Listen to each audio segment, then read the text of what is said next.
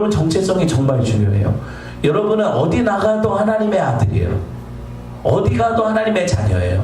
이 정체성을 인식하고 사는 사람과 정체성을 나는 거지랑 뭐 별 다를 게 없어 이렇게 생각하는 사람과의 차이는 하늘과 땅 차이예요.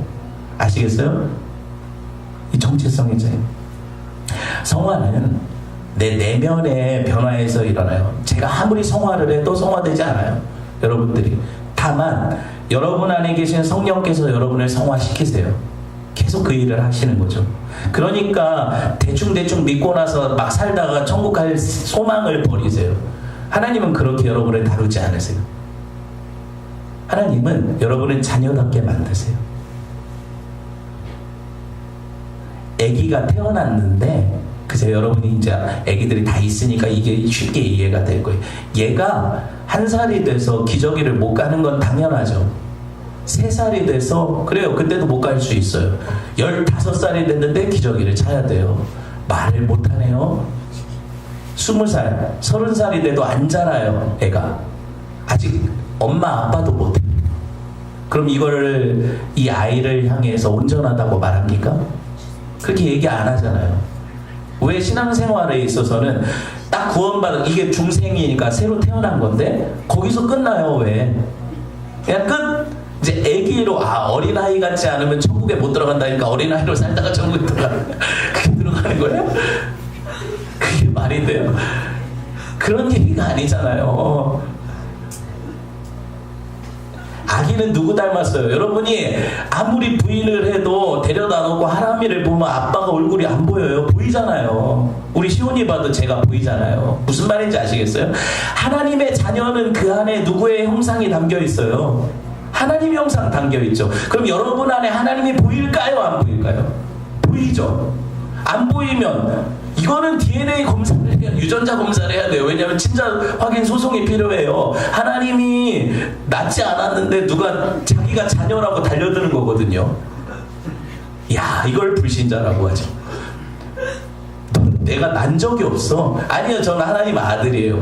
이게 신앙생활이 되겠어요? 아니잖아요. 가족은요, 이 DNA가 이어져 있어요. 진짜. 성령께서 여러분의 유전 형질을 하나님의 것으로 주신 거예요. 여러분 안에.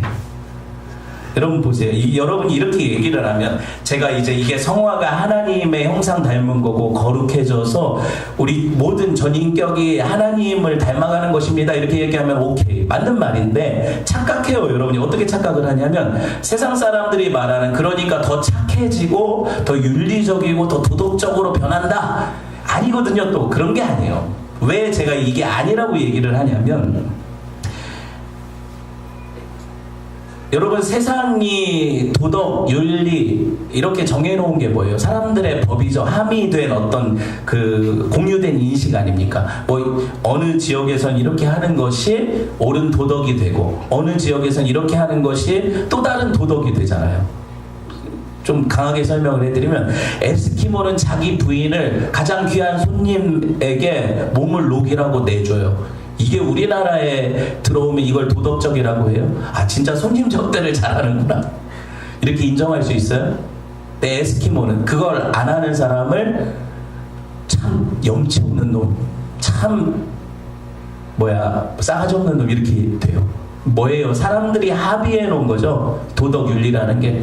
제가 극단적인 얘기를 들었지만 그래요. 제가 얘기하려는 요는 착하게 살지 말자는 것도 아니고 우리가 사회가 합의해 놓은 도덕 기준에 미달돼도 괜찮다 이런 얘기하는 게 아니라 성경이 말하는 성화는 그것과 차원이 다르다는 얘기를 하는 거예요. 제가 증명을 해드릴게요. 성경을 통해서.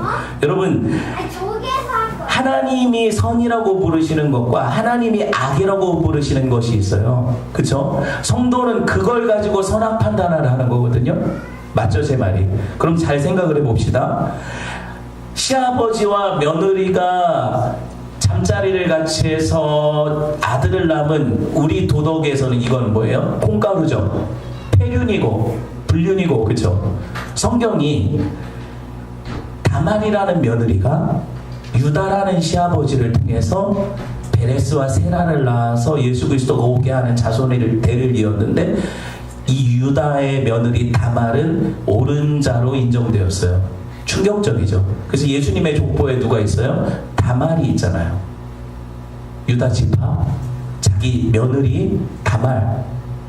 이 충격적이죠.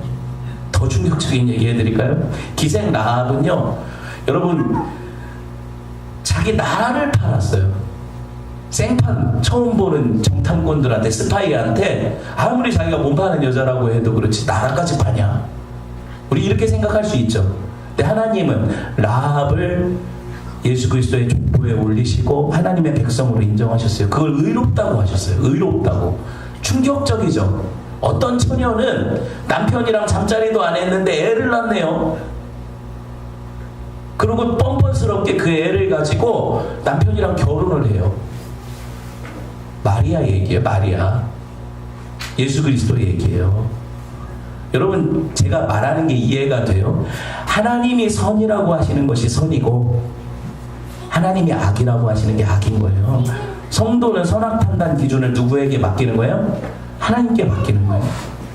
우리의 법은 하늘의 법이에요. 하늘의 법이에요. 자기가 부정당해도 괜찮아요. 왜? 하나님께서 그 삶을 요구하시면, 하나님, 나는 정말 정결하게 남편에게 시집가고 싶었는데 이렇게 애 안고 시집가서 참 부끄러워요. 이런 인생을 하나님이 너는 내 의를 따라 너를 부인한 인생이라고 인정하시거든요. 그쵸? 그게 마리아 아닙니까? 나는 나라를 팔아먹은 진짜 맞아 죽을 년이에요. 근데 하나님이 너는 내 백성이야 하고 라합을 안으시거든요. 세상이 이래요. 여러분 보세요. 다른 말로 표현을 하면 모든 성도는 자기 인생 가운데 하나님이 주시는 자기 부인의 과정이 있어요. 그게 자기 부인 아닙니까? 처녀가 애를 낳는 게 자기 부인이잖아요. 혼수가 아니라 자기 부인이라고요. 지금 마리아 입장에서는. 그죠? 다말도 그렇고 라합도 그렇고. 근데 다말, 라합, 마리아, 여러분 인생이에요 이게. 그래서 어떤 때는요, 세상의 윤리 기준과 부합되지 않아서 여러분들을 손가락질하게 돼요. 세상이. 아, 저런 나쁜, 어떻게 저런 천인공노할 인간이 다 있어? 그런데 하나님 앞에 하나님이 너를 부인하고 내 법을 따르라 할 때 그걸 붙잡는 걸 성도라고 하니까 충격적이지만, 그쵸? 그 길을 가도 하나님께서 인정하시는 삶이 돼요. 여러분, 말씀을 좀 정리를 해야 되겠죠? 야곱이 점차 이 광야를 통과하면서 뭘 부인당할까요? 자기 자신의 욕망, 내가 이루려던 비전, 이런 것들을 부인당하게 돼요. 하나님이 하시거든요. 그런데 이 힘들고 자기를 부인당하는 과정을 겪는, 이 광야를 겪는 성도의 삶을 복되다고 해요, 성경이. 그래서 결국에 어떻게 만들어 가세요? 나는 완전히 사라지고 내 안에 그리스도께서 완전히 사시는, 이걸 완전 성화의 극치라고 하잖아요. 그때까지 나를 밀어 가시는데, 여러분 지금은요, 여러분이 조금씩 여러분 안에 껍질들을 벗겨가는 과정이 힘들지만 이게 탄력이 붙으면, 그래요. 치료 과정도 그래요. 탄력이 붙으면 훨씬 더 쉬워요. 하나님의 은혜가 나를 완전히 사로잡으셔서 하나님의 영광의 역사를 이루시거든요. 그죠? 여러분 이것을 고대합시다. 광야 인생 힘들지만 하나님이 하실 거예요. 하나님이 하실 거예요. 하나님이 하실 거예요.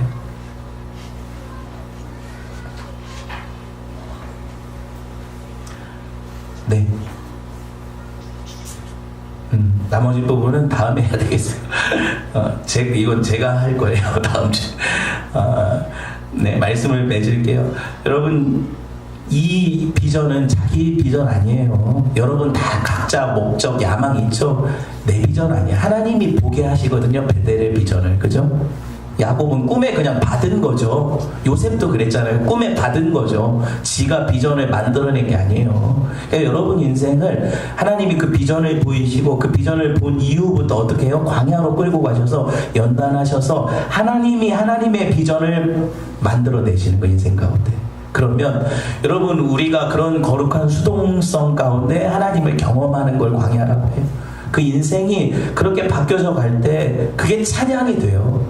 지금은 안 되죠. 힘드니까. 되게 어렵거든요. 그런데 그걸 찬송하게 하셔요. 하나님이 그렇게 만들어 가세요. 그런 은혜가 저와 여러분에게 끝까지 따르기를 주님의 이름으로 축원을 드립니다. 예, 하나님 말씀 봤어요. 같이 말씀 붙잡고 기도합시다.